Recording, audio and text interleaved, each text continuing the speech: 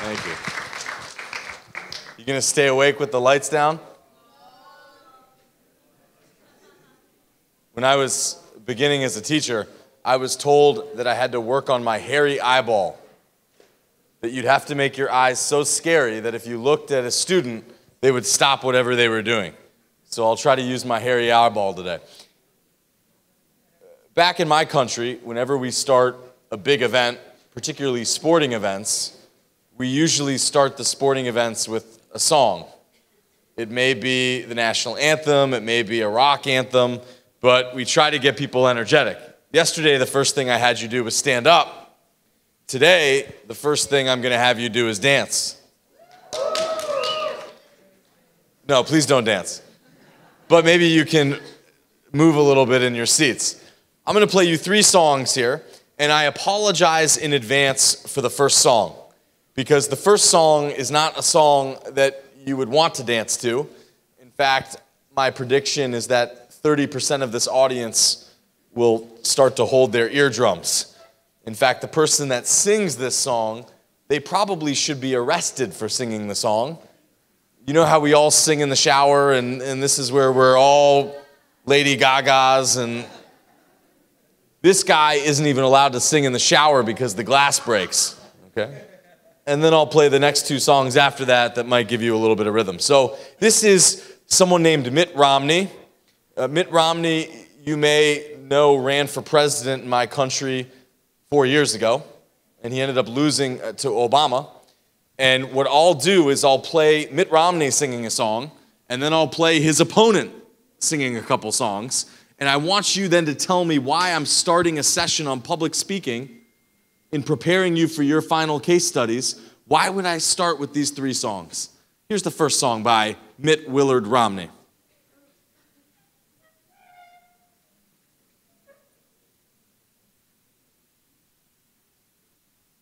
It's almost good that we can't hear him sing right now. Waves of grain, Mosh. o'er purple mountains, majesty, above the fruited plain. America, America, God shed his grace on thee, and crown thy good with brotherhood, from sea to shining sea. Whoa. Now, no offense to Mitt Romney, who is... My favorite part of that was the clap was absolutely atrocious. Now that's Mitt Romney. The television host goes on to say, by the way, does anybody know who that older man is? That's Jack Welch. He was a famous CEO of one of the biggest companies in the world for a long time, and he was a big supporter of Mitt Romney. She's allergic right now to Mitt Romney singing. You okay? Okay. And what the host wanted to do is he wanted to embarrass this supporter of Mitt Romney on television and say, look at that. How can you possibly support that person? Because compared to Barack Obama singing, he looks terrible. Let's look at Barack Obama. Barack Obama's in New York City. If you want to set the romantic mood, you may play somebody named Al Green, famous love songs. And there's some background to this. Obama's advisors were telling him that Al Green, the famous singer, would be in the audience.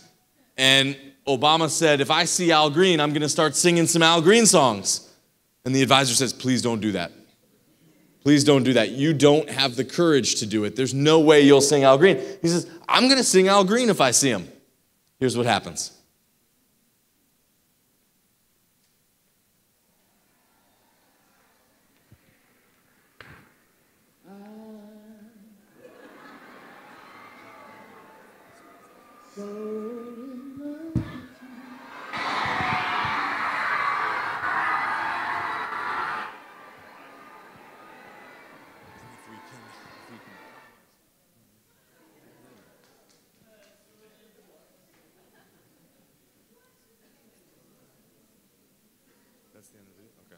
Well, it's too bad that ended. He continues to sing at a high level, and then he turns to his advisors and he says, I told you I can sing. I told you I can do it. Now, you may not know who Al Green is, but do people know the Rolling Stones? and Mick Jagger. Maybe you only know Mick Jagger because a Maroon 5 song moves like Mick Jagger. But they get jealous of Obama singing another artist, and when they're at the president's house, at the White House, they try to get him to sing as well too. Here's the next song.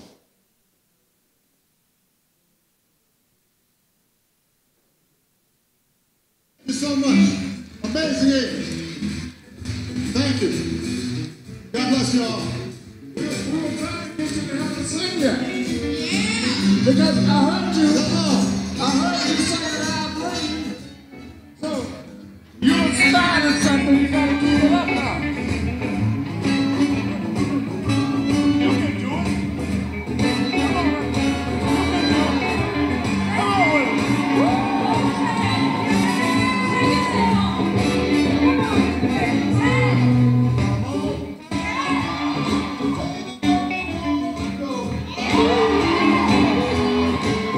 Come on, baby, don't you wanna go? Same old place, sweet home Chicago. Look at Mick Jagger's face right here. Mick Jagger is loving it. President Obama will be unemployed on January 20th, 2017. He will not have a job. He may even add you on Facebook or LinkedIn to try to get a job from you. But my prediction is he's going to challenge Katy Perry and One Direction, Jay-Z and Beyonce. Beyonce's Lemonade is pretty good, but she's got to watch out because Barack Obama's coming to town. Now, what is the purpose of me playing these three songs? It's not just to wake you up after another long night, but it's because the first thing you'll have to understand for your defenses of your cases is that when you communicate, you only communicate in contrast to other people or other situations. Think about what's going on with me right now. I am being judged based on who spoke. That's God speaking right now. Actually, that's Al Gore. That's as far away from God as possible. I'm being judged based on who spoke before me and who will speak after me. This is the contrast. Does anybody know what the... Actually, yesterday I told you I didn't know Russian too well. But I do know one Russian word. Charisma. Am I right? My accent is a bit off, but it's the same word. And I could say the same thing in many of your languages. Where are my Spanish speakers here? Raise your hand. That word is also charisma. Where are my other countries in the audience? Actually, our Chinese friends, I was embarrassed because I've gone to almost 60 countries and made the same argument that charisma is the same in their language. And so I was in China, I was in Guangzhou, and I said, I know Chinese. I know what the word for charisma is. It's charisma. And they were looking at me like, what the hell are you talking about? But the reason why we share this word is because we take the word charisma from theological roots. I typically say this, do you know what charisma is? And everybody says yes. And then I say, what is it? And then they pause. There's a famous definition on a legal case about pornography. And the lawyer who made the final judgment said, I can't define pornography, but I know it when I see it. And I think that's the same thing with charisma, is that you don't necessarily have a perfect scientific formula for it, but you know it when you see it. But let me make it easier for you to understand as you communicate. The way that I define charisma is the theological definition of it, that it means to be divinely blessed. It means to stand out from others. It means to have that special endorsement. And so you need to find a way to structure your communication in a way that gets you to stand out. Now, I'm focusing on leadership and public speaking in my 2 sessions. But something else that I think we need to understand is that we need to figure out how to communicate and lead specifically in the world in which you find. In the 21st century. Now tell me something. Why is it more difficult for you to communicate in the 21st century? What are some of your challenges? Why is it more difficult for you to stand out in 2016 more so than in 1982? Yes, what's your name? Oh, he's just saying, this is the answer. He's not even going to communicate. He's just going to hold up the iPhone, and then he's going to say, this was such a great comment, I'm going to drop the iPhone, like dropping the mic. Can I do this right now? I can drop the iPhone? Man, you're crazy. T-Bone, Timor, yeah? I stayed up all night looking at your VK pages. I know everybody in this room. I know I looked at your Facebook. This is important, that we have so much information in this world that it's more difficult to stand out. It's more difficult to fight through all the competitive news and all the competitive arguments that you have to make.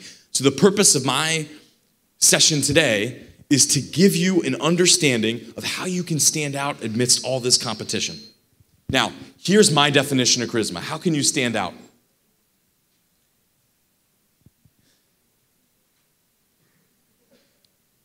To me, charisma is the combination of strength and warmth. Let me explain this. In your body, you have a drug for strength. This is the drug for confidence. And that drug is called serotonin. And in your body, you have a drug for warmth, a drug for generosity. And that drug is called oxytocin. You cannot physiologically release these two drugs simultaneously. You cannot release the serotonin and release the oxytocin at the same time. So if you can be simultaneously strong and warm, notice how I smiled there when I said that, then people will think that you're specially blessed because you're doing something that is difficult. But if you stand up on this stage tomorrow and you think to yourself, I want to be both strong and warm, that's a challenge. How can you simultaneously show strength and warmth? So I'm going to get into the content, the techniques to do this. But let me first tell you why I have the lights off today. Okay? Before we get into the content, there's something else that we need to pay attention to when we communicate. And in fact, yesterday, in responding to one of the questions, I asked you, what is the most important thing when it comes to communication? And the answer, what was the answer? The audience. But before we got to the audience, several people were saying eye contact or body language. And this is important.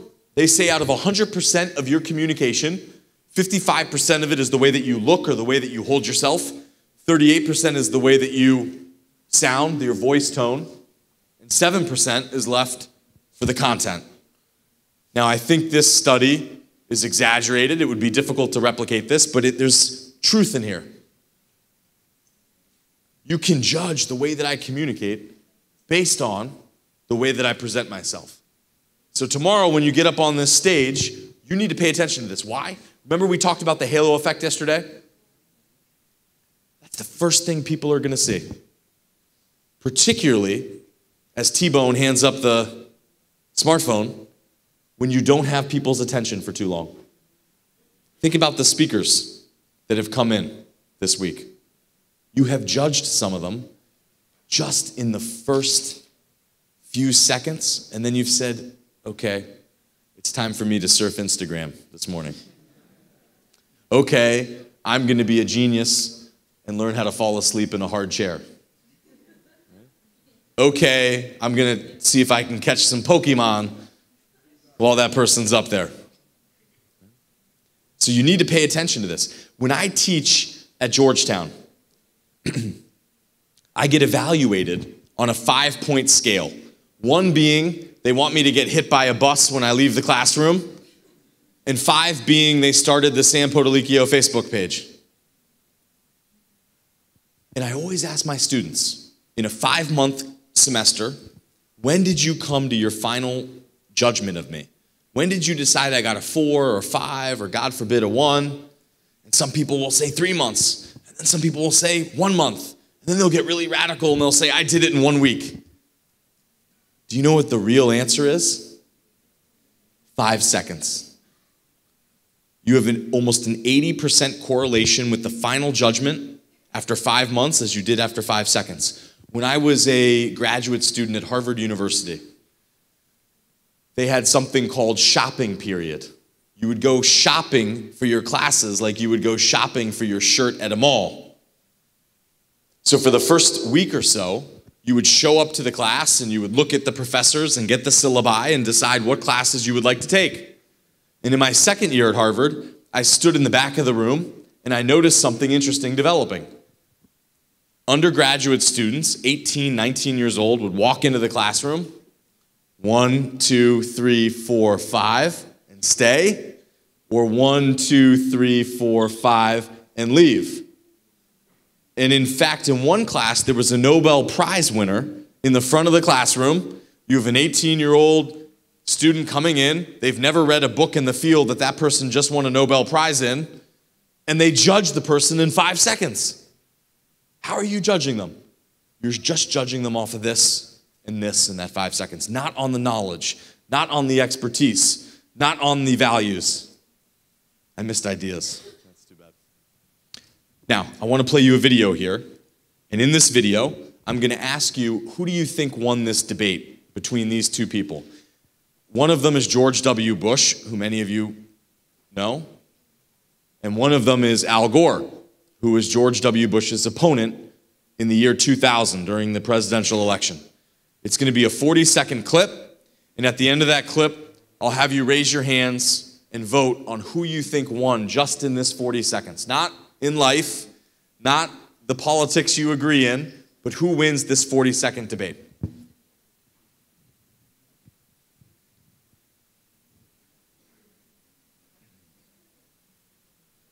I specifically would like to know whether Governor Bush will support the Dingell-Norwood bill, which is the main one pending. Governor Bush, you may answer that if you'd like, but also I'd like to know how you see the differences between the two of you, and we need to move on. Well, the difference is I can get it done. That I can get something positive done on behalf of the people. That's what the question in this campaign is about. It's not only what's your philosophy and what's your position on issues, but can you get things done? And I believe I can. All right. What about the Dingell-Norwood bill? That's my favorite moment. What about the Dingell-Norwood bill? Who wins? Raise your hand right now if you think George W. Bush won that brief exchange. Raise your hand.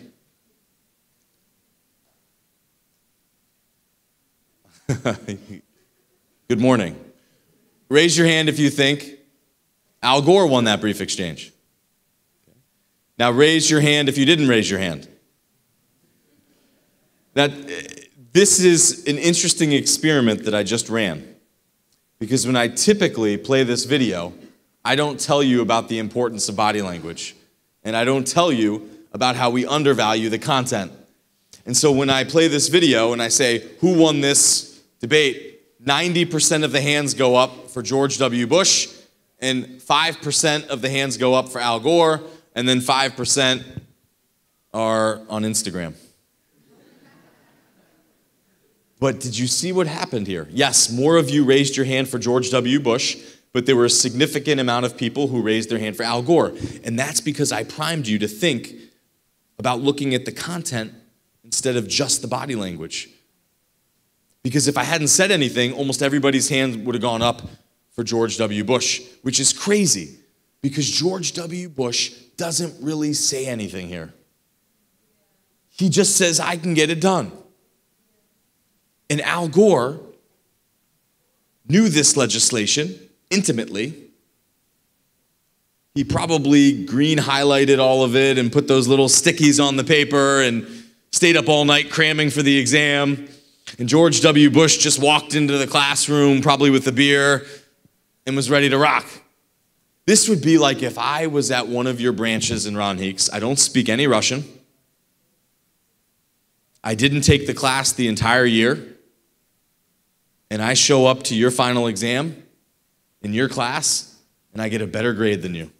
That's what happened here. He didn't know much about the topic, and most of you think he won the question.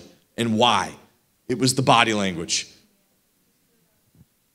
Al Gore invades George W. Bush's private space. George W. Bush looks at him, you're a weird dude, and then continues on with complete confidence. I want you to start to become a student of communication. A student of watching how people interact and understand that small things make a huge difference. I remember one time I was in Russia and I had to come back into the region, into a neighboring country. And I had to have a negotiation in Washington, D.C. And I was given the opportunity to have this negotiation on Skype. But instead, I flew all the way back to Washington, D.C., knowing I'd have to fly all the way back the next day. That's crazy. That's an extra 48 hours of travel just to be in the room for the negotiation. Why did I do that? I'm an American. Let me tell you. The reason I flew all the way back was I thought I'd have an advantage on body language, on reading what people were thinking in the room. If you are trilingual, you speak 3 languages. If you're bilingual, you speak 2 languages. If you're American, you speak 1 language. And so I spend most of my life in countries where I don't understand the language. And so to get by, I have to pick up on other signs. And I think that has made my brain more attuned to reading body language. I'll give you an example of this.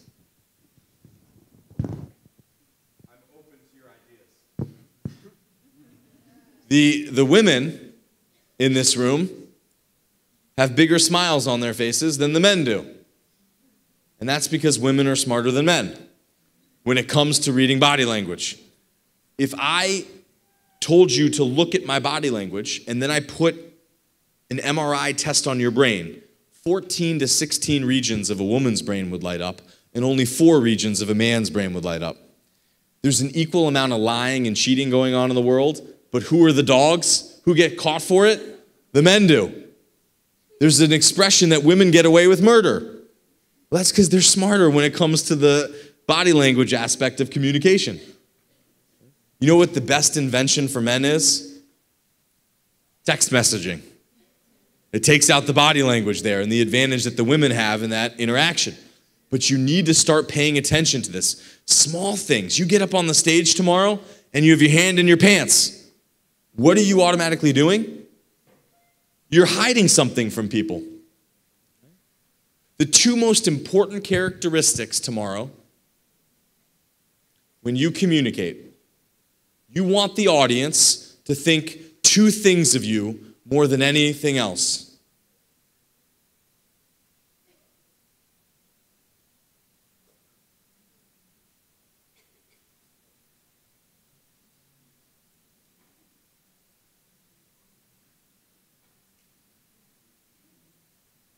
Impressive. 12 seconds. What are you reading back there? I want to see what you're reading. That was impressive. Oh, she doesn't know what I'm saying. Okay. That could explain it. Silence is important in communication. The reason why I said that's impressive that it took her 12 seconds to look up is it typically only takes 3 seconds to get someone to look up when you're silent. Before my grandfather passed away, he could fall asleep anywhere. His grandchildren could be jumping on top of him and slapping him in the face. The only way to wake that dude up was to turn off the television. As soon as it was, what's going on? What's going on? And for my students too, if I just become silent,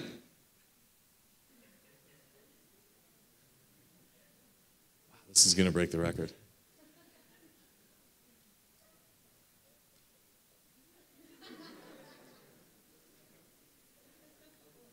I can't tell. Is she sleeping or not sleeping? No, right behind. She's still out of it and everybody's laughing at her.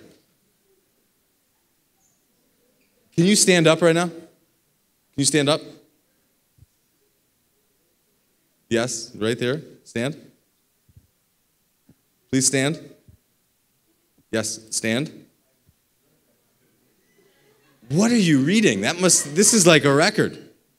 What were you reading? None? Okay, you can sit. But the point I'm trying to make is this rarely happens. It rarely happens that someone is completely out of it when there's silence. That we get up here, and what is the first instinct? You get on the stage, and you're going to try to speak as fast as possible because you think that the audience is not going to listen to you. And this is a concern. And you can see in this audience right here that you probably only will get 80% of the people to look at you. Whether or not it's because people are tired or they don't understand the language or because they have a really sexy Instagram account, whatever it may be. I don't know what you guys are reading right back there. I probably don't want to know what you're reading. But this will make you feel self-conscious when you get up here and people aren't paying attention to you. Right? So imagine if one of you had a question for me. Okay? You're going to be my guinea pig. You'll have a question. So start asking me a question. How are you today? Are you okay? How does that make you feel, though? Right? I mean, you don't want to look at someone who's not looking at you or is not paying attention, and then that will make you want to speak even faster because you're feeling self-conscious and you're thinking you're wasting their time, and so you're going to go.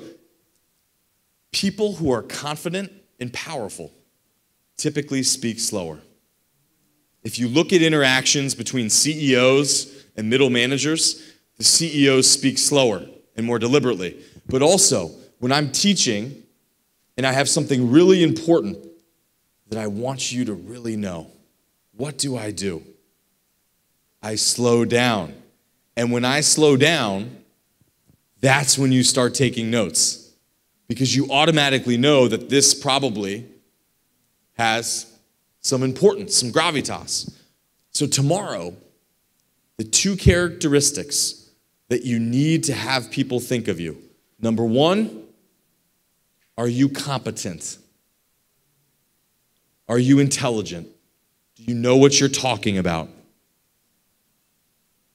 And number two, what do you think number two is? Number two, what do you think number two is? Okay, charisma is an important characteristic. That's how you can get people's attention. But let's assume you have people's attention. You want them to think you're competent and smart, but what's number two? I just can't hear you. Okay, eye contact is another technique for them to pay attention to you. You're making very good eye contact right now. A little bit too good. It looks like he's a serial killer looking at me. Sense of humor, again, this is another technique to get people to listen. But you want people to say, oh, what's your name? Zhika. Zhika's really smart, and Zhika's really confident is one of the top ones. Persuasive, one of the top ones. But trustworthy. Do I believe what Zhika tells me, or is he trying to make me, oh, you don't, what's going on, baby? You gotta watch out. So you want them to think that you're smart and you're trustworthy. Think about if I'm up here right now. There are two ways you're judging me. Well, three ways. I know how tired you are, the lights are off. But the three ways you're judging me, one, is he gonna keep me awake? And then after that, does he know what he's talking about? Do you notice what happens here before I come onto the stage? Now, granted, you have been chosen as 200 of the best students in the world. And so you know the people coming in are probably going to be high level. So you know that they've been invited for a specific reason. But if that wasn't the case, if you're just sitting in these seats, how important is this introduction? Because if I'm introduced, this is just some random guy we saw on the streets in Kazan, and we didn't have a speaker, so we picked him up and we drove him over here. Talk, Sam. You wouldn't necessarily waste your time. So the first way you evaluate me is, do I know what I'm talking about? Am I going to learn something? But then what happens if I come up here and I know a lot, but I'm lying to you? So maybe women aren't smarter than men when it comes to body language. Maybe men are smarter. Well, then I just wasted your time as well, too. because you'll leave the room with false information, and that will make you look bad. So you need to be competent, and you need to be trustworthy. Now think about this for a second.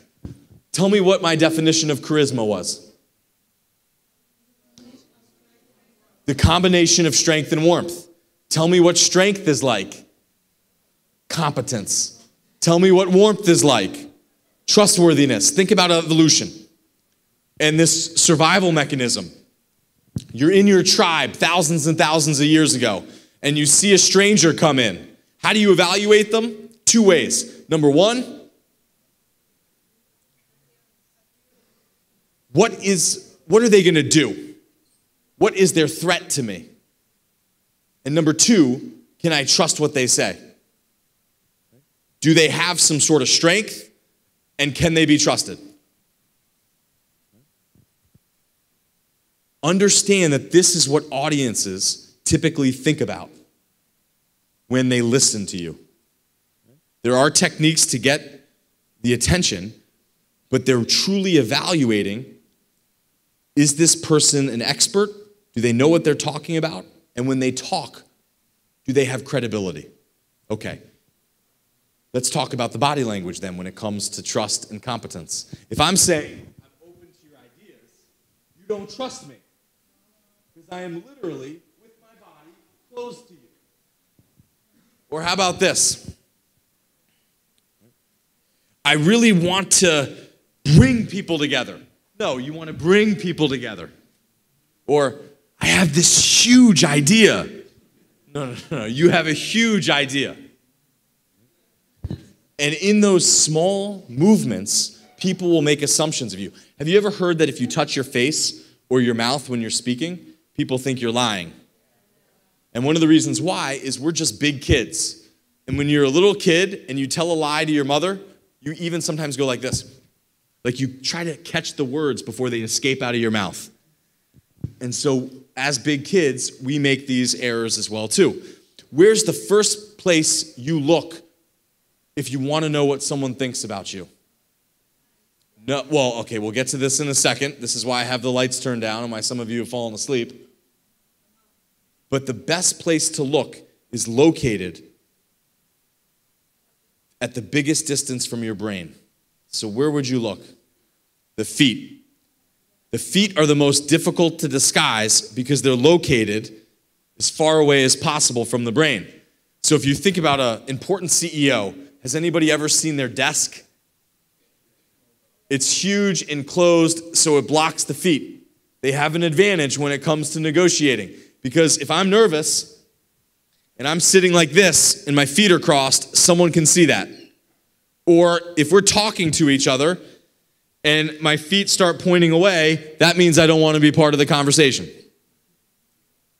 And so if you can start to evaluate these small moves, but understand that when you speak, if I had one of you get up right now and start speaking, I've told you not to keep your hands in your pants. I've told you you can't be closed to people. You want to be open to your audience. And you can't make mistakes where you're saying things that don't necessarily match up with your words. I'll hand you the microphone. You will have nodded at almost everything I've said. And when you start speaking, you'll break all these rules. It's hard. Tomorrow, some of you, if you remember my lecture, will start laughing when people speak because they'll do this. The first thing they'll do when they get on the stage, hand right in the pocket. Or they'll hold themselves as if they're nervous because it is so difficult to control this when you get up here. Now, one of the ways that you can start to be more effective when it comes to dealing with an audience, and I told this to one of the groups yesterday. How many of you, raise your hand, and some of you will be violating this right now, so you won't be able to raise your hand. How many of you have fallen asleep in your life during a lecture? Raise your hand, be honest. I know it's being videotaped, okay? The only people not raising their hands right now are the ones that are currently sleeping. I see some people have 2 hands up. I don't know what that means. I think that means they fell asleep during the lecture and they started snoring and drooling and they woke up, where am I? Where am I? One time when I was a young teacher because I'm really old right now. I was teaching high school, and one of the students fell asleep, and we all quietly left the room. And we left a videotape camera. And one of my favorite reactions of all time is that moment. I still laugh thinking about it. When the student wakes up and has no idea where they are. And just the realization of where did everyone go? And then the student even looked under the desk to see if people were hiding. But how many of you have fallen asleep with the stranger when you're fully energetic in a conversation? Almost nobody. If you did, please go consult your doctor. This is what you want to do. You want to create a relationship with your audience. This is how they pay attention to you, but this is also how they remember what you said. Right? We get so concerned about our performance up here that we forget the audience, and that's narcissistic. One of the reasons I told you the audience was the most important, if you're getting up here and you're thinking, what keeps my audience awake at night? I'm concerned with my audience. Then you're less likely to get nervous. Then you're less likely to forget what they need to know. Then you're less likely to have a conversation with them, and you're more likely to connect. You cannot get someone to do something, whether or not it's to vote for you, whether or not it's to give you investment money, unless you first connect with them. Connect and lead. Did you notice what Neil Osborne did? About half of you attended Neil Osborne's lecture. Did you notice what he did before he started speaking? Some of you I saw were shocked by this. What did he do? 6 minutes before his lecture, what did Neil Osborne do? He went up to people and he said, "Hi, I'm Neil. What's your name?" Luca. How many of you in this room, before Neil Osborne started speaking, how many of you had a short conversation with him? Okay. And these people right here, one, you didn't fall asleep, right? Good. Number two, you probably wouldn't have told me if you did, but number two, I bet you were even more attentive to his lecture than you would have been if he hadn't shook your hand. Think about what I'm doing right now. Have you noticed something that I've been doing during my presentation? Well, there's moving, which is motion creates emotion, but the other thing that I've been trying to do is make eye contact with every single one of you. Now, if you look at this room, who is more likely to pay attention to me? These people right here, because it's easier for me to make eye contact with you, but also our eye contact is closer. So even if I can see you, I mean, you're in perfect view, you're tall, so you're over people's heads, but you're also centrally located. Nobody in any way is blocking you. What's your name? Victor. So the problem, though, is my eye contact with Victor is not as good as my eye contact with Luca. With Luca, I can get him scared. He can see my hairy eyeball. He can see the hairs coming out of my eyes. But with Victor, he's thinking, that chump has nothing on me. And who do you think is more connected to me in this room? The people who I can make that individual eye contact. Look at the back of the room right now.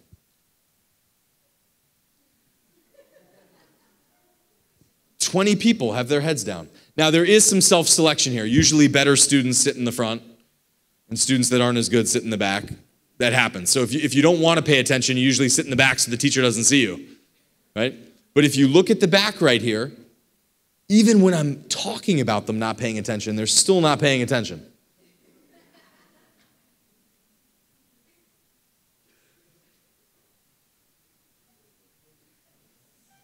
Some people just have no conscience. But this is what you want to do. Make that individual eye contact. Here's the trick. I said, look at the feet. I won't comment on what his feet are telling me right now, but I'm going to take one step back from him, maybe 3 steps back.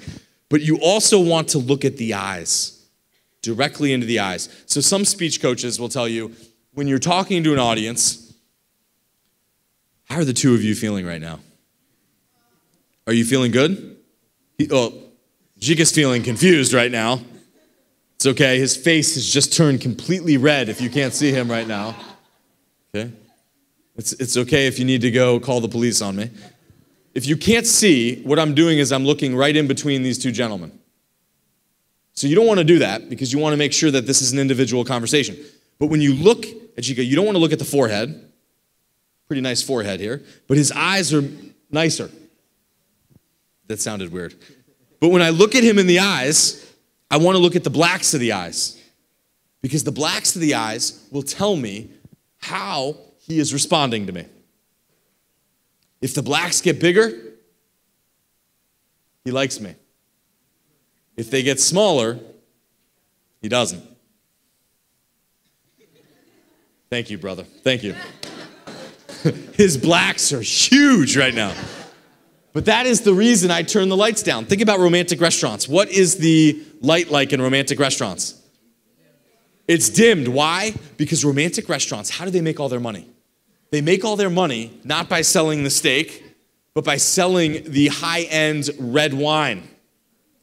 Because if the lights go down, the blacks get bigger. And if the blacks get bigger, you like the person more. And then you stay, you linger. And when you linger at the restaurant more, you don't order another steak. Well, I typically do. You order another bottle of wine. And that's how they make their money. Tell me what the lighting like is in McDonald's. It's super bright. Because they want you to get the hell out of there. They don't want you to linger over the Big Mac and the McFlurry. It's billions and billions served.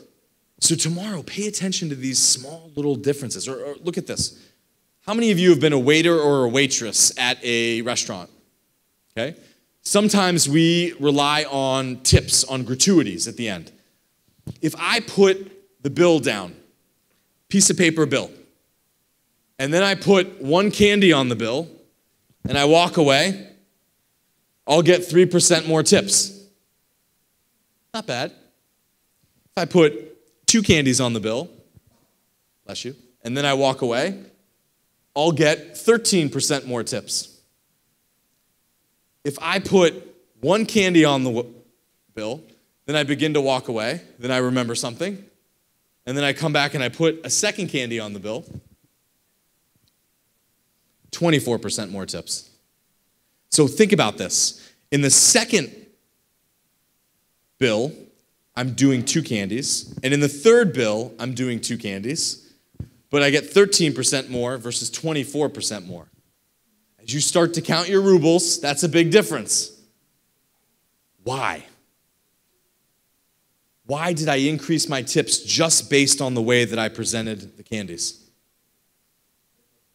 Because they felt unique and special.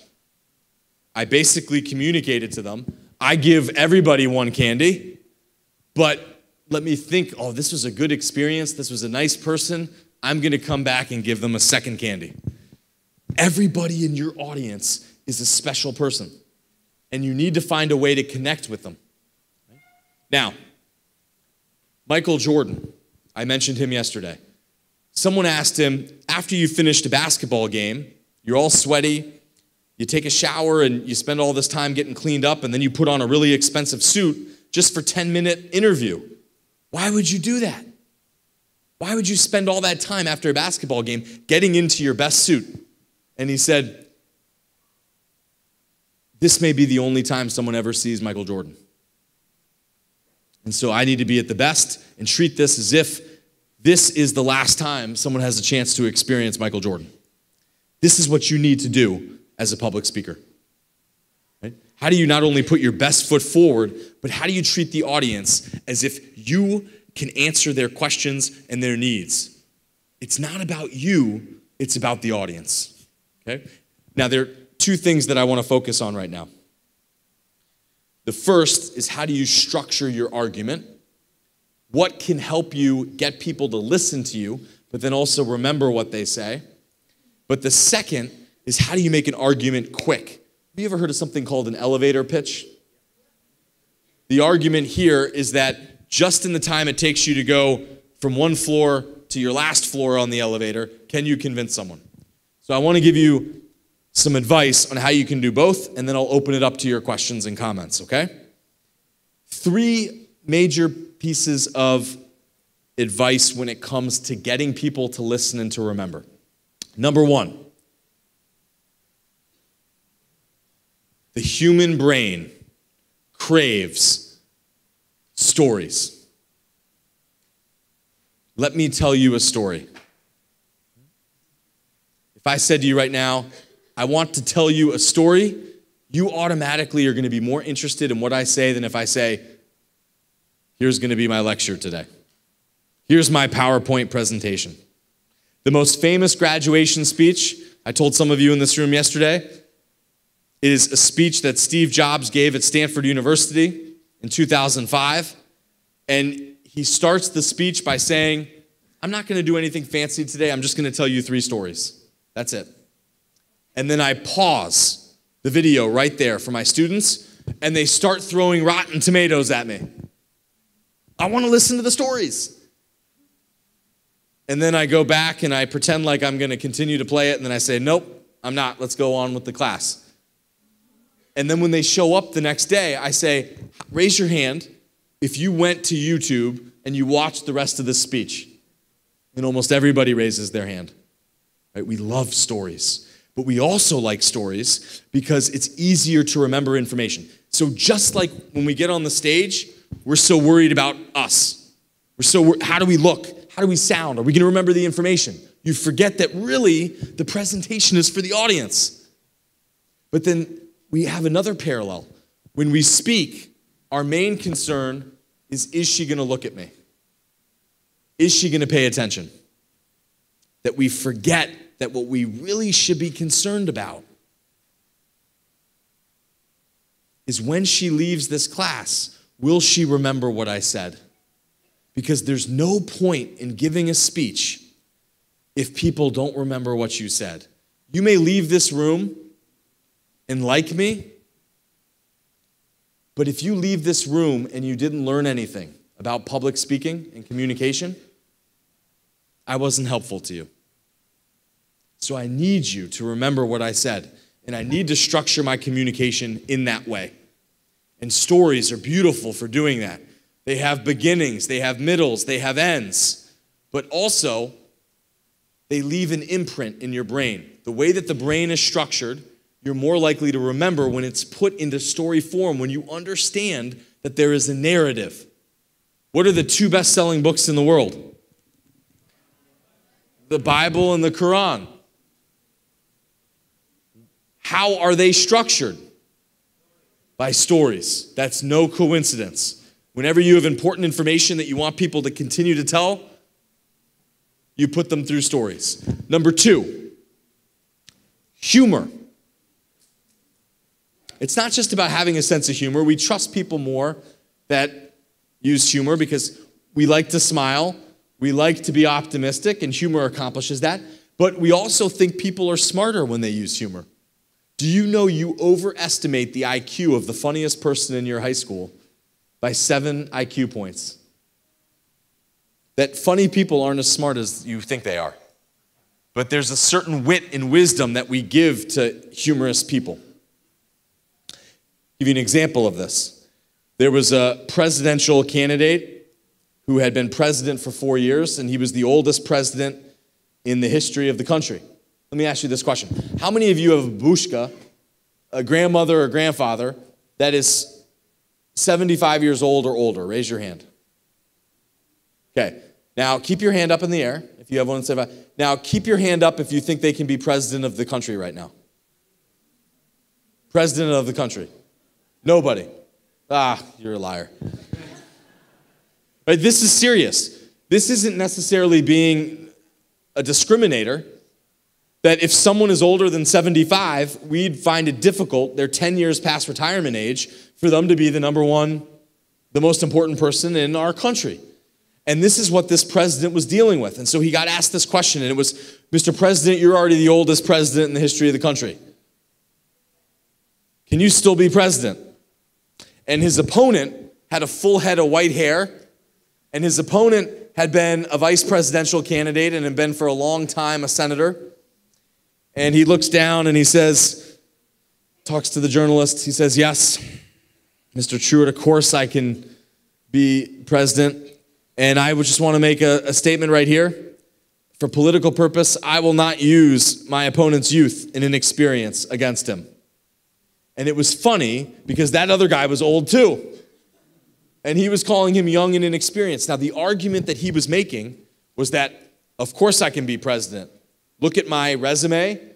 Look at my wisdom and my experience. But if you say that, you look defensive.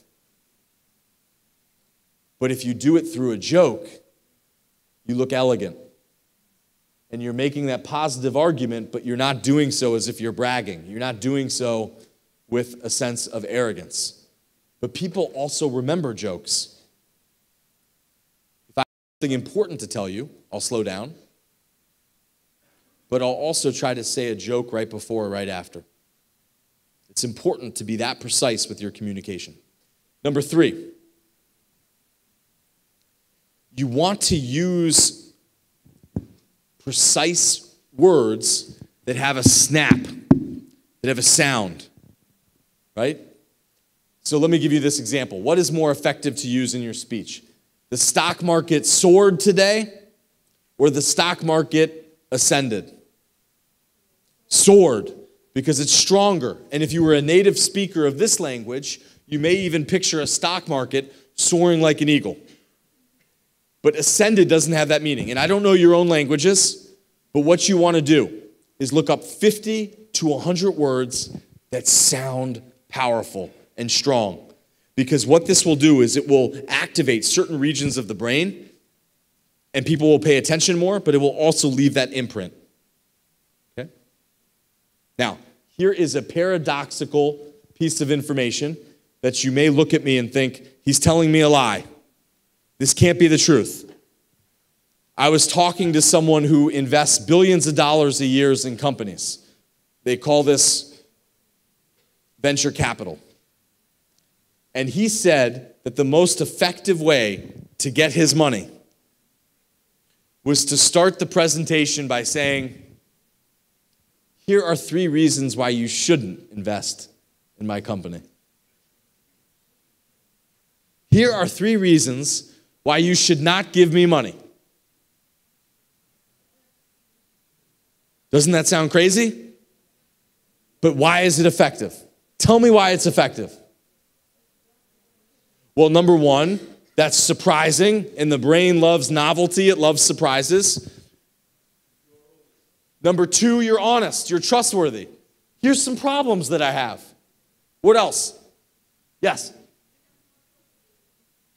Oh, this is smart. Let me reframe this. So if I tell you, here are 3 weaknesses with my company, I have done something smart psychologically. Let me complexly break you up into 2 teams again. Okay, you ready for this? This side, this side. Now, this side of the room, I want you to tell me 12 things you really love about your life. And this side of the room, I want you to tell me 3 things you really love about your life. Okay, go. Well, no, think in your head, think in your head. So you're coming up with 12, you're coming up with 3. 12, 3. Go. How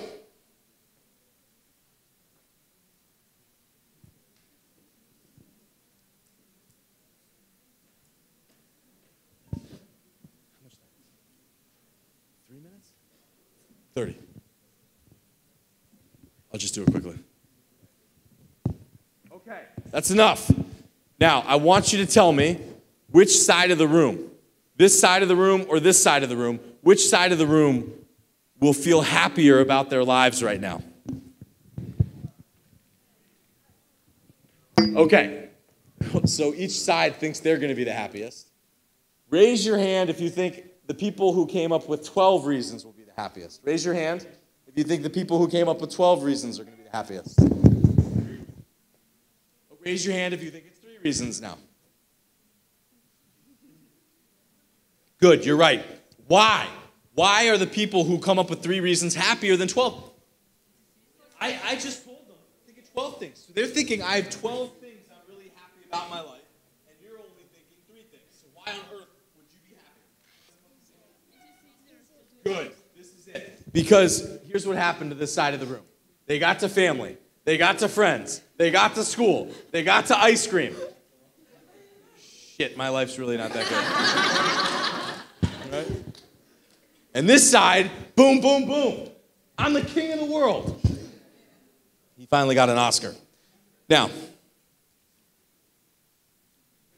if you do this, if you say, here are the 3 reasons not to invest in my company, as you're saying, they're less likely to think of the 4th or the 5th or the 6th or the 7th because you've given them the 3 reasons. And they're less likely to see something else that could be more damaging. But another reason why this is more effective is you've intimated a confidence. So not only are you smarter, you've done your homework, you've found 3 potential weaknesses, and you admit that, so you're more honest, but also you're confident. You're basically saying, here are 3 reasons you shouldn't, but let me tell you 12 reasons you should. I have this confidence that I can point to my weakness. And that's true confidence when you can say, come after me. Bring it on. If I stand up here and I just lecture to you and I say I have all the answers, or if I stop with 20 minutes and I say, come after me, argue with me, criticize me, you'll have a different type of respect. You'll think I'm insecure if I don't give you an opportunity to criticize me. But you won't think I'm as smart, and you won't think I'm as trustworthy. And that's what you're going after. Okay? So that can be an effective technique tomorrow, is if you understand, my opponents have a good idea. Or here's a weakness. The audience will respect you more. Okay, let me get into some communication principles here.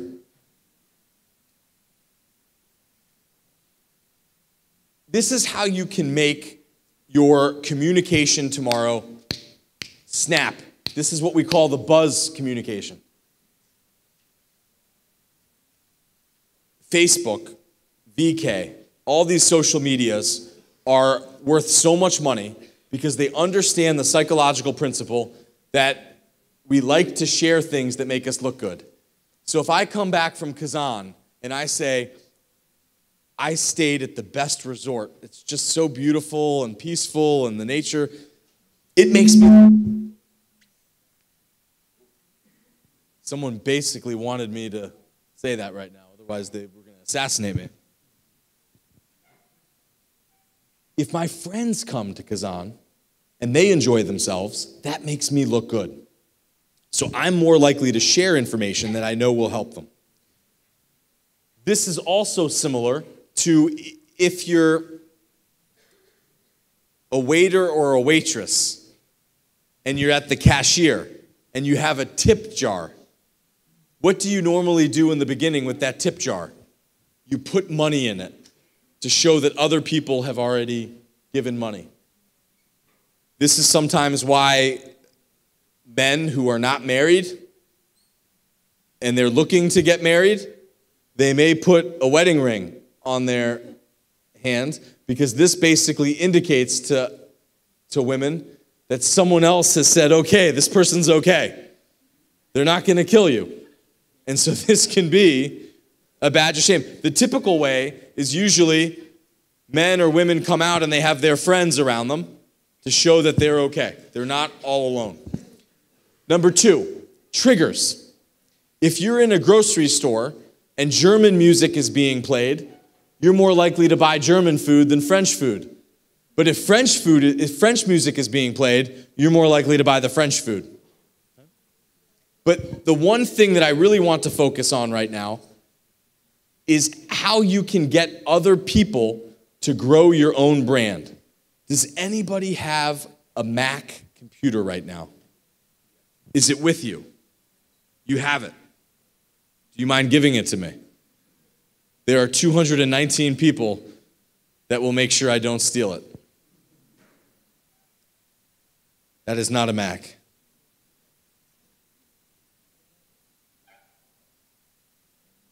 I promise I won't look at what websites you were surfing. You may get your visa canceled if that was the case. The Apple, when I'm using the computer, the Apple is upside down. What's going on here? Why did Apple mess up? Why did they mess up? Well, Steve Jobs, in his infinite wisdom, knew that he already got you. You already bought this Mac. So you don't need the Apple from your perspective. You advertise it to other people. That's the purpose of it. I want everybody right now, and I promise I won't take a picture and make it my profile picture, but I want everybody to take your finger up in the air right now. Put this finger up in the air. I can't believe I just made you all do that. Okay. Now, on your forehead, no, hold on. I didn't give you the instructions, but on this forehead, this is the forehead, with this finger, draw the Latin letter E. So in the Latin alphabet, draw the letter E on your forehead, on your forehead, on your forehead. I can see you.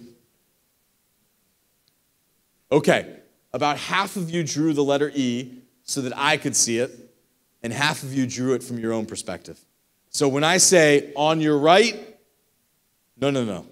This is on your left, right? This is on my right. And if you can start to understand this, you can start to have more sensitivity to your audience. Okay, the last slide I'll play. 4 questions. This is what I call the elevator pitch. It's not just age. No, slide. The slide.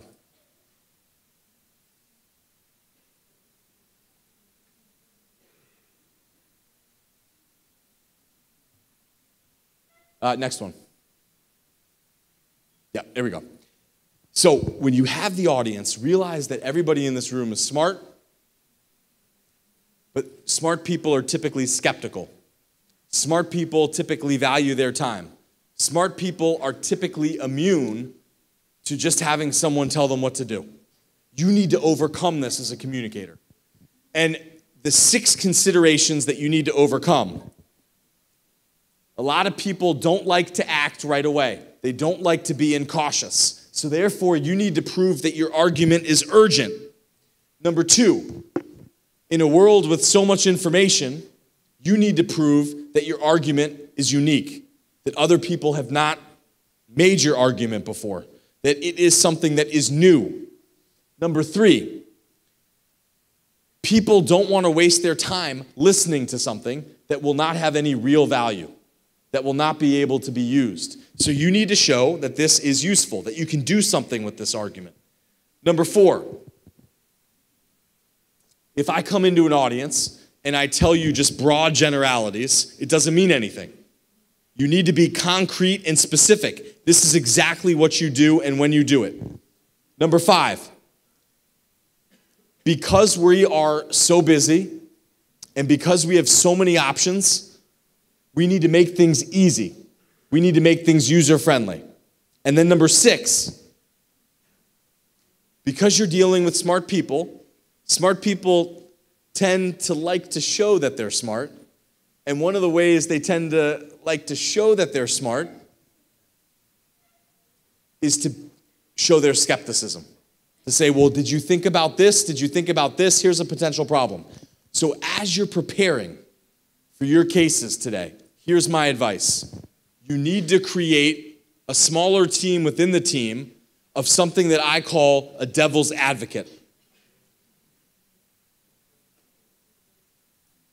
Do you know what devil's advocates are? So the Catholic Church, for instance, before someone gets sainted, they hire a devil's advocate to say that this person should not be sainted. You need to pick people on your team that will attack the argument, because in those attacks, you'll find out where your weaknesses are. And that's how you're going to be able to prepare more effectively. Okay, now I want to help you specifically prepare for your cases. I wanted to give you the broad overview of public speaking and communication, but now let's start to work with your specific questions.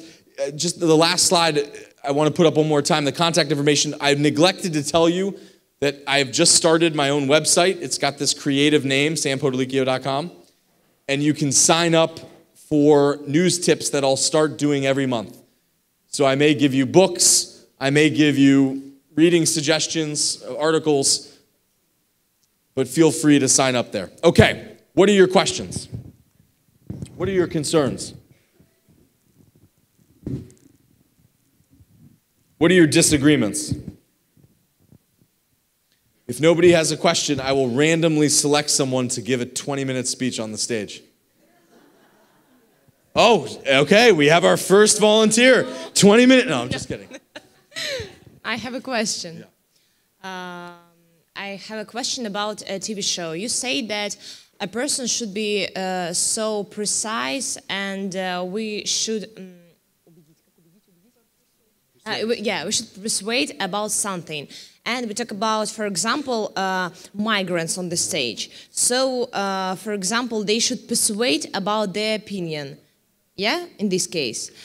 Because sometimes it's a show, and how people can persuade on their opinion, how they should make everyone think like I, for example, think.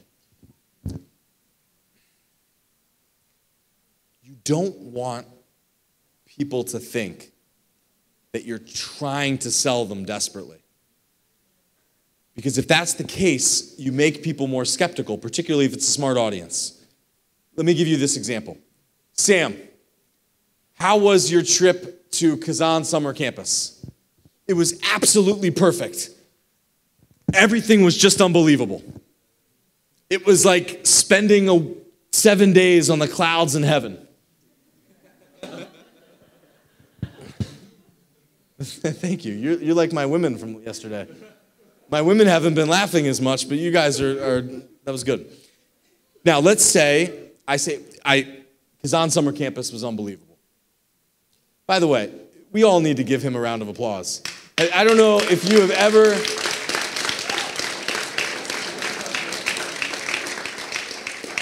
This is my 4th year in person. I appeared by video conference in the first year, but I think every single one of my profile pictures on Facebook has been his work.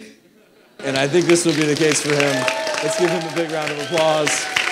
He's the man. But if I come back and I say, summer campus was amazing. We had the best photographer. The students were so smart. But you know what? 10% of the students fell asleep in my lecture. The desserts were kind of iffy. I would have loved some ice cream, maybe a pizza. It was a lot of work, but overall, this was the best week of my summer.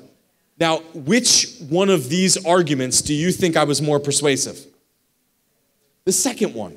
I seem smarter because I know the weaknesses, but I seem more trustworthy because I'm not trying to, oh, please, please, please, please, please listen to me. Please agree with me. And so don't try too hard when you're trying to persuade someone, because then they'll automatically put the distance between you. There were other questions. Yeah. Good day, Sam. Good day, Sam. Good day, Sam. My name is Yuri. I'm from Kaluga. So I have a little question. Everybody knows that in Russian universities there are some teachers and professors who don't have confidence and even don't have eye contact with the students. So they are not very persuasive, and their lectures and seminars are a bit boring. Do you think these teachers are allowed to teach?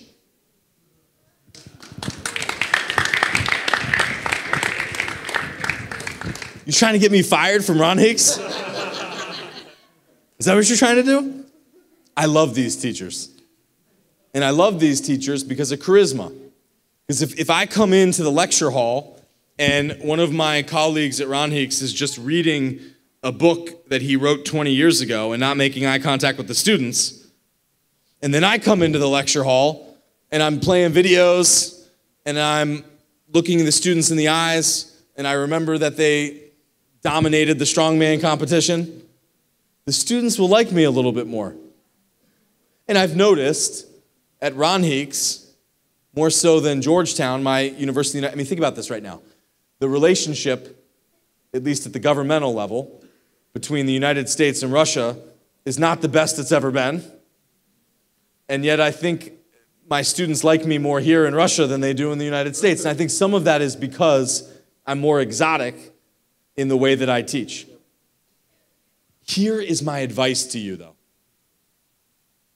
I'm going to sound like your mother for a second. That might be scary.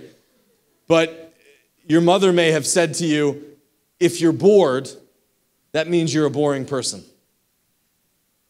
And what I have noticed, if I wanted to pick the best students in this audience, is even the worst speaker in summer campus. Hopefully it's not me.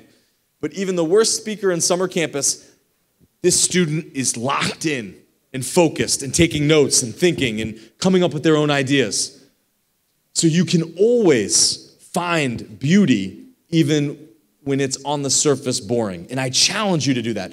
All it takes, even if it's the worst professor you've ever had, even if it's the worst conference you've ever attended, all it takes is one sentence to change your life.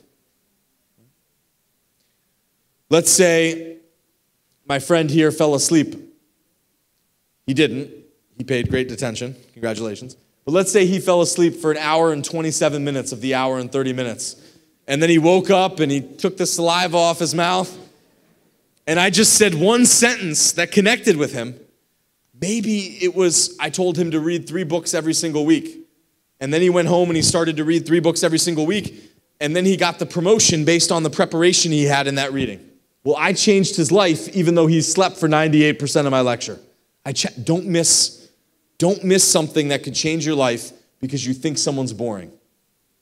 Find a way to make anybody who communicates with you exciting. Put the challenge on yourself to do that.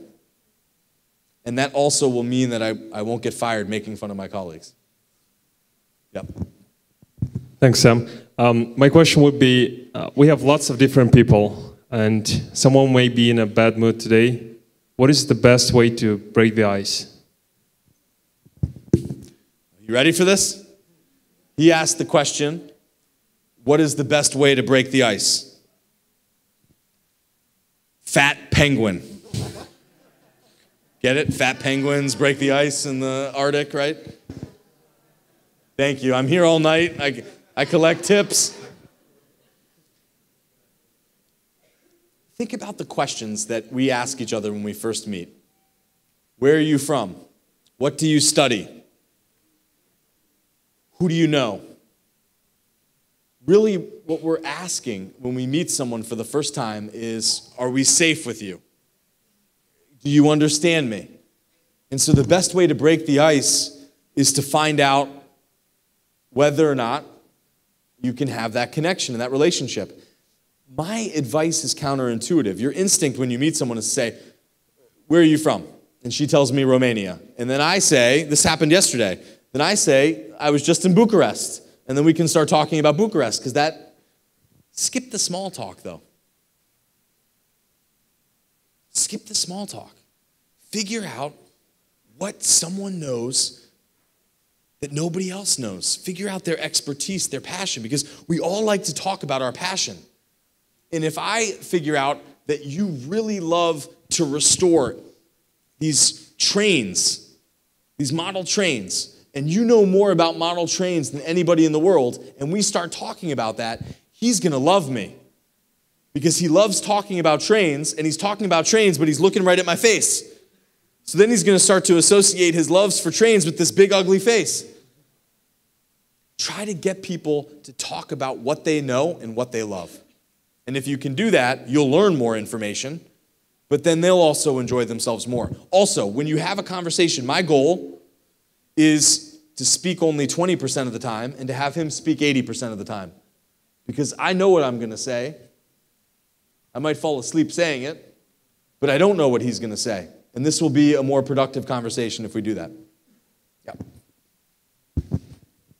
So sometimes we have some limitations. For example, tomorrow we have limitations in time, and you'll be fighting against trying to give the content within the short limit and also engaging the audience. So, for example, we have 10 minutes to present something that would probably take a government agency some days or even weeks.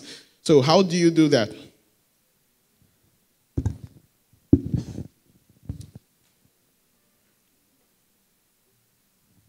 First, don't do my pet peeve. You have limited time, and what bugs me is when people say, I don't have much time. You just wasted time complaining that you don't have time. One of the faculty members that I work with, he knows more information than almost anybody I know. And we give him these 50-minute sections to teach. And he'll always say, I can't teach you this in 50 minutes. Or, I just don't have enough time to go in depth here. Here's some topics. I don't have time to completely cover this. And I counted, in one 50-minute session, he complained about not having time 26 times, which was almost 3 minutes. You would love to have that 3 minutes back at the end of your presentation. This is something that I lecture on when we talk about productivity. How can you not waste time on social media? How can you start to get the most jelly beans eaten instead of wasted, as we talked about? You would love to have an extra 3 minutes of sleep in the morning, particularly this morning. And you would love to have an extra 20 seconds tomorrow in your presentation. So you can only control what you can control and be precise in the way that you communicate. Do not use extraneous words. Do not talk about things that don't necessarily accomplish your goal, that accomplish your purpose.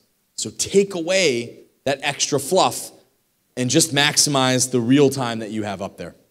But don't speak too quickly. Don't think, well, if I speak like this, then everybody's... Because it's going to be counterproductive if nobody heard what you said. And it's going to be counterproductive if your mouth moved faster than their brain. This is another reason why we don't worry too much when we speak too fast, is because we think, I know this information. Well, remember, the people in the audience are sitting like this. They don't know what's coming. You do. So you need to speak slower because they're at a disadvantage. So, you're precise in the way that you edit. That will maximize your time. You'd never complain about not having enough time. You never complain that this is an unfair limit. You just do what you can do and control what you can control. But please, please don't try to maximize the time by speaking too quickly, because then you'll look less confident and your audience won't remember what you said, if they even understood what you said.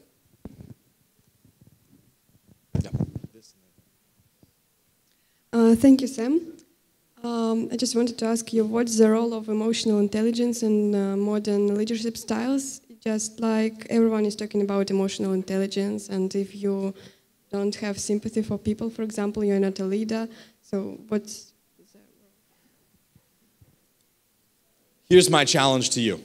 And if you were my permanent student, this is next year at RANEPA at the Moscow campus, we're starting an English language program in global governance and leadership. We'll be the first of its kind in the Russian Federation. And the mission of this program is for me to prepare people for jobs that we don't even know can possibly exist right now. There was a study at Oxford University, bless you, that said 47% of the jobs that exist now will be taken by robots in the next couple decades. So what can you do that a robot can't do? And this is something that no matter how advanced technology gets, I don't think a robot will be able to do, to be emotionally sensitive. And the way that you can get that emotional intelligence is, as we talked about yesterday, is to start to have a desire to think about how other people think, to feel about how other people feel. One of the best blessings of my life, particularly at a time when not many people from my country are coming to visit here, is to spend as much time in my home country as I do here. I gotta hear this joke. This is good. What's this joke? Tell me, I gotta hear it. Let's give them a round of applause. Please stand up. So repeat. You can say it in Russian, and then we'll get the translation in English. First, introduce yourself. Stand up. Stand up. Okay. Let's break it. Hold the microphone. Okay. Now. Okay. But it was his joke. Oh, she passes the mic. I'm afraid that I can't announce it. Okay. Let's give him a round of applause. That was a beautiful public presentation. Okay. So this is the case here. You really want to focus on these skills because this is what is going to distance you from people who don't necessarily have that same ability. And you want to be indispensable. If your skill set can be replaced, you'll be replaced. And one thing that will not be replaced by robots or artificial intelligence will be the ability to interact. And so today, I believe I'm much better interacting with you than I would have been 5 years ago before I started teaching at RANEPA. I have more of an understanding of what it's like to be a student, a college student, because I've had more interaction with college students. I know more of what it's like to be a female college student because I've had more female college students, what it's like to be Russian, et cetera, et cetera. So I get that sensitivity. And I think that would make what I do, which is teaching, more effective. And it could be the same thing for you for business or diplomacy or science or math or whatever it may be.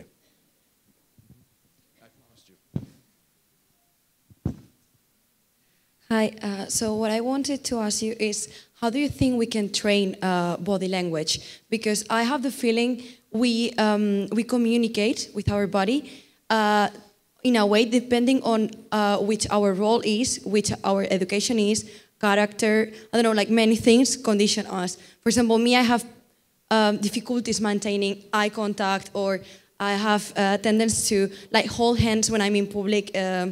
Like, no, but like this, you know, like moving them in a nervous way. Like, I know it's not correct, but somehow I cannot avoid it. So how do you think we can train that? You can hire me and pay me lots of money.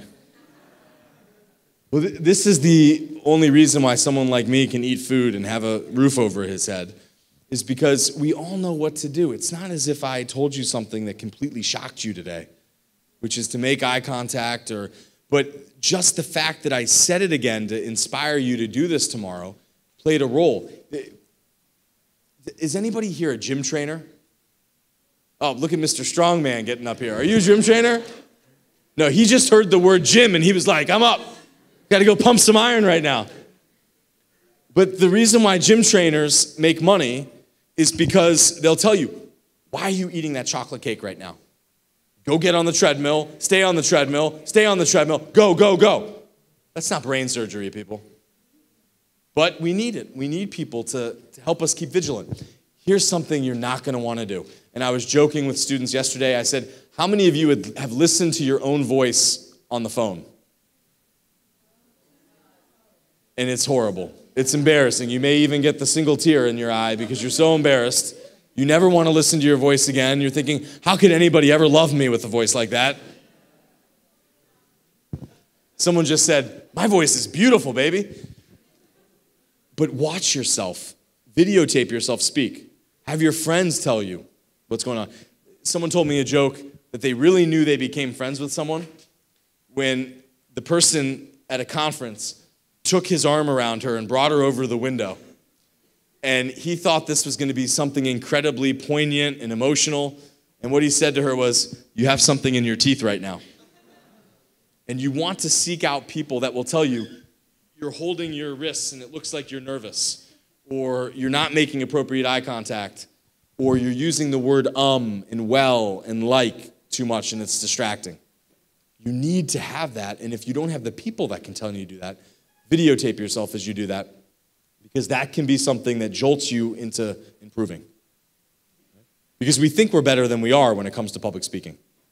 So the next person that asks a question, when they speak, they might use the word or well or I think that are worthless words, but in their head they don't think they're using them. But if they listen to themselves in the videotape, they would notice that. This is tough. So we have 5 minutes, and I see 4 hands. So what you're going to do is you're all going to stand up, and not at the same time, and you're going to ask your question, and then I'll answer all 4 of them, okay?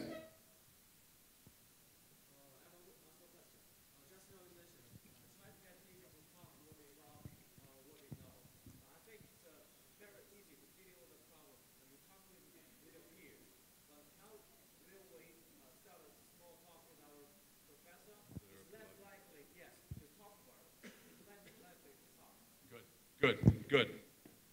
Someone over here? Yeah.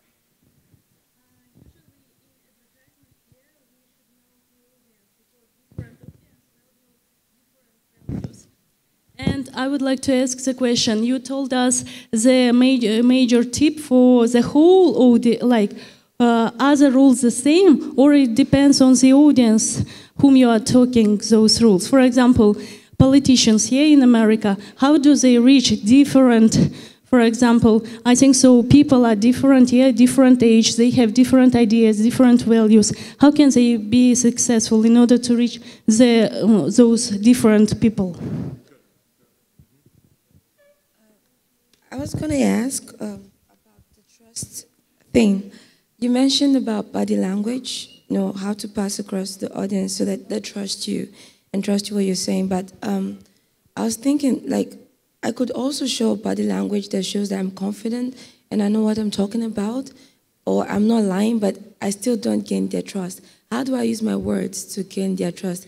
And secondly, how can I put out humor in such a way that, yes, it's funny, but it's like, okay, let's step back and think too about this. In the back, let me just throw you. Yeah, gotcha.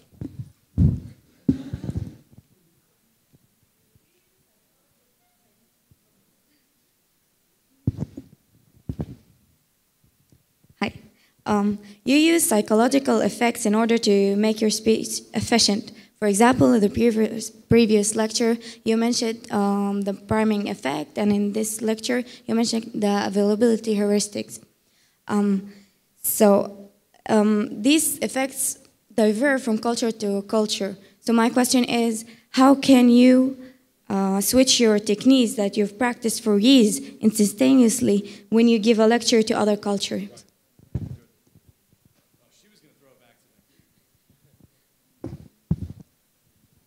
Okay, so first of all, how do you talk to people that are above you in the hierarchy? You can sit. I only told him to sit because he's taller than I am and he's overpowering me. Ask open-ended questions.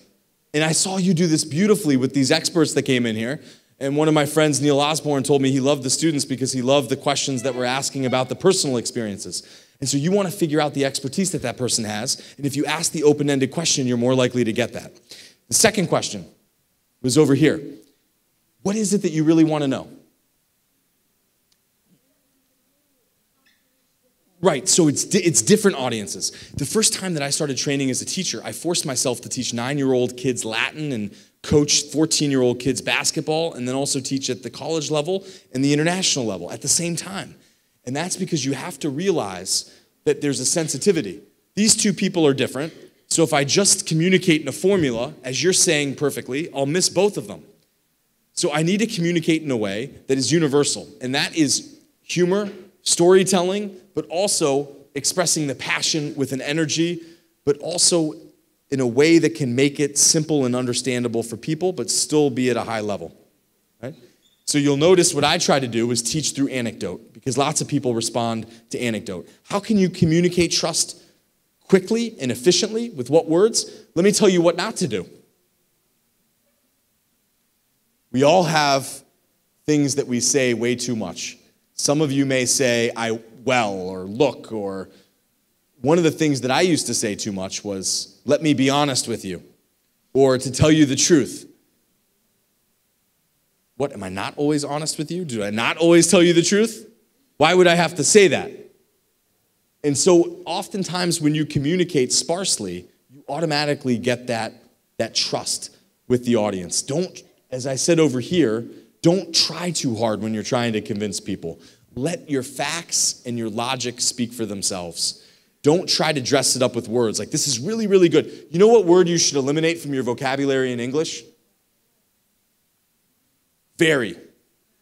Get rid of the word very. It's useless. Just use a better word, a better adjective, a better descriptor, or use better statistics to be able to accomplish that.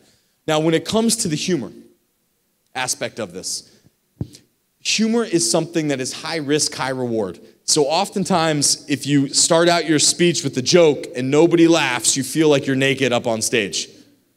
Okay? But my recommendation is always seek out your audience before you start speaking, because you'll get a sense of their needs, and when you get a sense of someone's needs, you're more likely to know what will make them laugh. And so for me, it was great to be able to be around summer campus for 2 days before I first spoke, because I understood what you were dealing with. And so therefore, particularly if I get to watch the strongman champion or I get to see my man number 11 get eliminated too early in the dance competition, then it allows me to have that extra connection. In the back, when you talk about speaking with other cultures, you can only control what you can control. But what I have found is if you at least are open to other people's cultures and their traditions and their history, and you show up there. Woody Allen, a famous movie director, said that showing up was 80% of success. And it's the same thing too. Just the fact that you're here will gain at least a bit of respect with your audience. But you do get better over time. I think I am able to communicate more effectively with the Russian audience in 2016 than I was in 2011. And I hope we'll be even better in 2021. Am I as good as I am in the United States? Well, I don't know. That's the real answer. But I know I'm more limited because obviously I know about pop culture more in the United States. I know about literature more in the United States. But I'll try my best to learn as much as I can about where I am right now. And I'm much better in Russia than I am in Singapore, where I was last week for the first time. And I'm much better in Singapore than I am in Peru, where I've never been. And you constantly want to improve to get better so that you can really reach the needs of the audience. I want to wish you the best of luck tomorrow in these presentations. Here is my last piece of advice. People will know when you're communicating your vision and your passion, and you're doing so with a sense of purpose. And so just rock out tomorrow. Sun's out, guns out. Have a lot of fun. Good luck.